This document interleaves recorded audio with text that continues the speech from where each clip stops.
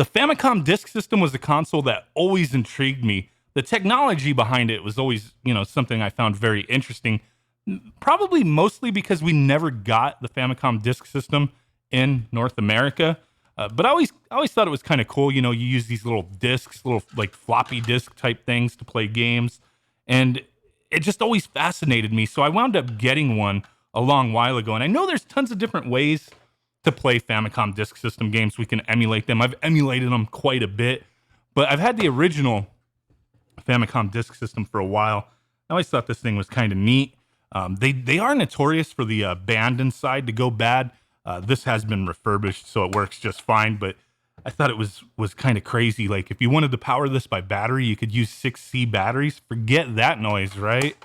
Could also be powered by a power cable there. I don't have an original Famicom. I do have the AV Famicom, but this works just fine with it. Paired up, sits nicely on there. You do have to have the RAM adapter. You'd plug that to the cartridge slot, plug this into the back of the disk system, pop in your disc, and you're good to go, right? So being fascinated with that, I'd always heard about this twin Famicom. This guy that plays Famicom cartridge games and Famicom disc games. I always thought this was something interesting. I very recently picked this up. I think I got a really good deal for it off of a seller out of Japan on eBay. I paid, it was $100, but a little over $100 shipped, and I received it like within a week. Pretty crazy stuff. Especially the condition of it, I think is really nice. So I just wanted to kind of talk about this and showcase it today, kind of talk about some options with disk system games. But I thought this was pretty cool. You got a power button there, reset there, your Famicom disk slot over here, and then right here, like this would eject a cartridge if you had a cartridge in there, right? So we have an EverDrive right here. Like, boom, pops it out, right? So I know there's a few different versions of this.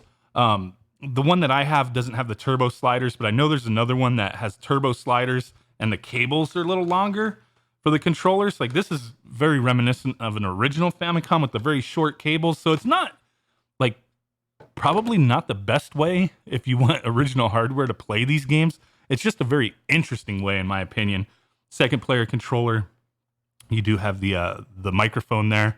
Pretty cool stuff. All hardwired in. There's a lot of different mods you could do with this. If you wanted to change the controllers, use standard NES controllers, that kind of thing. That's why I always like the AV Famicom, because you could use just NES controllers, right? And still use it with other, Famicom peripherals and whatnot. But we're going to test this out here. I am using the RetroTink 2X. You can see it way back here. Because if you take a look at the back of this thing, you have I believe that's for an RF adapter. And then you just have a composite video and then mono audio and then your power port right there. That's it. Not many options here. So we got to go AV composite to output this. I know you could do an RGB mod on this thing. I'm considering doing it, but I almost want to just leave it the way it is because I have too many options already to play these games. But I just thought this was really cool. Now, there's other ways to play Famicom Disk System games, even including on this. We'll touch on that in a second. But let's go ahead and plug this in. Got my power.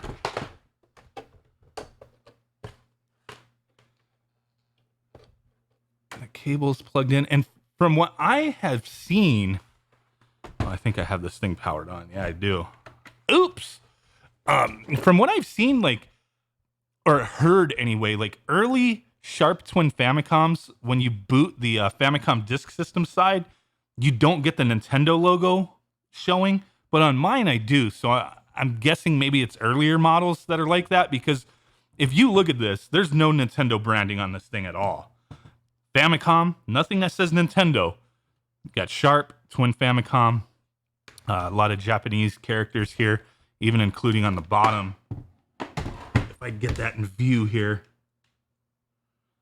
there's no Nintendo branding on this device, not even on the controllers. Twin Famicom, that's it. Still pretty neat, but this was licensed from Nintendo to Sharp to make these, and I always find that kind of stuff interesting. So let's go ahead and pop in a game. Like right here, like I have Super Mario 2. A lot of people would know that as the Lost Levels, right? But on the opposite side, I have Super Mario 1. Thought that was pretty cool. Let's plug that in. You do have to. Okay, so right now it's in the mode to play cartridges, and the way you could tell if you can't read this, which I can't, is that the dust flaps are accessible. So you have to push this up. Now they're locked. So that means we could play the disk system side. Because if you have it that way, where the cartridge is accessible, the slot, you power it on, you shouldn't get anything on screen. So power that off, put it to disk system side, and here we go. And as you see back there, move some of this stuff out of the way. We did get that Nintendo logo there. So I thought that was interesting. So there's Super Mario 1 running on the Famicom disk system. There's a cartridge, for this game as well in Japan. Just kind of interesting, the history behind how a lot of games originally came out on the Famicom disk system and then came out on cartridge later in Japan. I thought that was pretty neat. Just about options, right? I do have the cartridge of this game as well. Really no difference, I don't think, anyway, for this game. Playing it off of the disk system or via cartridge. But there you go. These controllers, like, I don't really care for them too much with this wire coming out the side. Like, it's just kind of weird holding it and have, like, especially how I hold it and the controller being kind of tiny. I don't know. I guess it is what it is, but it's still a cool system. I don't care what anybody says. So there's that. There's Super Mario. Now, even with this system, we could play Famicom disk system games other ways. For example, through an EverDrive, we can use that to load up any of our games or Famicom disk system games, right? But one of my favorite ways, I'll show in a second here.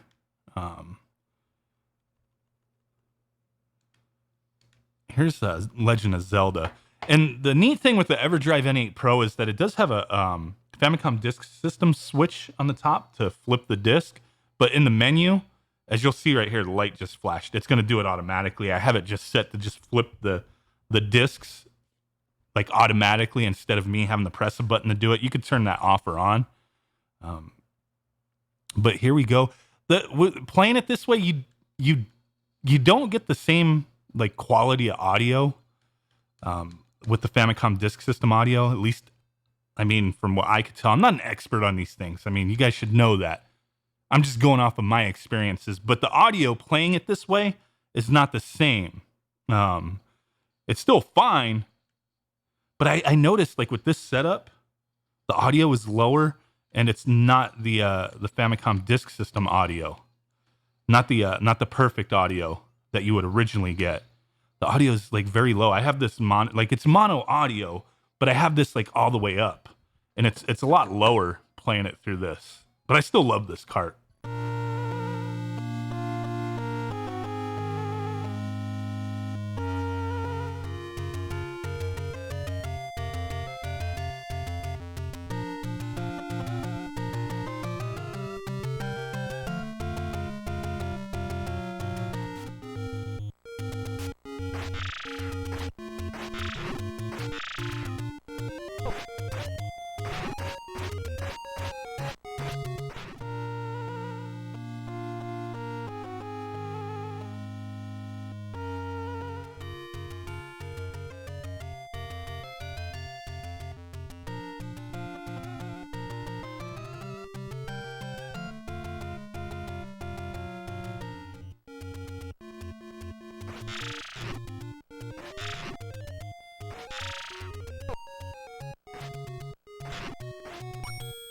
Now there's another way.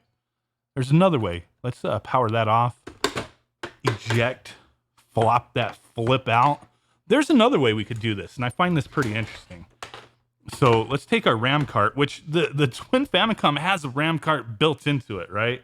I mean, you don't need this. But another product that I covered a long time ago, the FDS stick.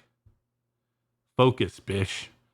The FDS stick, I thought was pretty cool. It does require the RAM cart.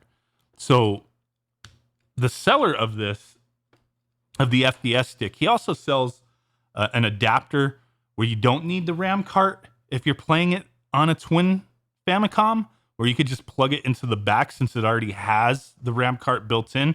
But if you don't want to pay the extra few bucks to get one of those, like this is only $20, I believe it was, and you just load it up. So let's check it out. And it has a little switch on there to flip the disc. I did a video a long time ago on that. So there we go. And playing it this way, it's like you're playing it with original hardware. I don't have any issues with the audio this way. It's really not a tech, like a review of anything here. It's just kind of me just going on about my experience messing with this thing and being excited to get a twin Famicom. So I had to press that button twice to flip the disc. There's no automatic. I used to struggle with that. I think I would hit it too fast or I would do it too slow. But if you just pace yourself, bloop, bloop, you hit it twice, it goes to side B. You hit it once, it goes to side A. And I believe if you hold it, it ejects the disc.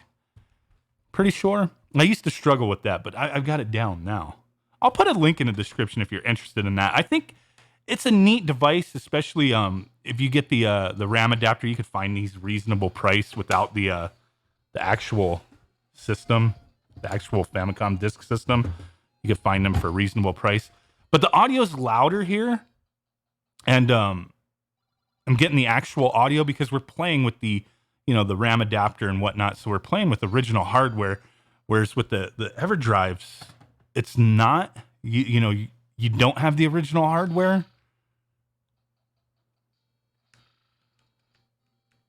So I wanted to share this with you guys. I think this is some neat stuff here. Famicom disk system, twin Famicom, different ways to play. I mean, we got a little adapter plugged into it. I think that's pretty neat. I enjoy this thing. It's probably not going to be my main way to play these games. I just think it's a really neat piece of history, with a partnership with Sharp or licensing their technology to Sharp for them to make a console like this. It's very neat and interesting. If you guys are interested, I don't know if the seller that I bought this from still has them listed at that price, but I'll put a link to the seller that I bought this from if you want to check them out. I bought a few things from them and they ship very quick and, gets here in a reasonable amount of time. I believe they use DHL. So if you want to check them out, check them out. I'll put a link to the FDS stick as well. But hey, really do appreciate you guys. I'm really digging this thing. Just wanted to share it with you. Thanks for watching. With that said, I will catch y'all next time. Peace out. Bye-bye and boom. Bye.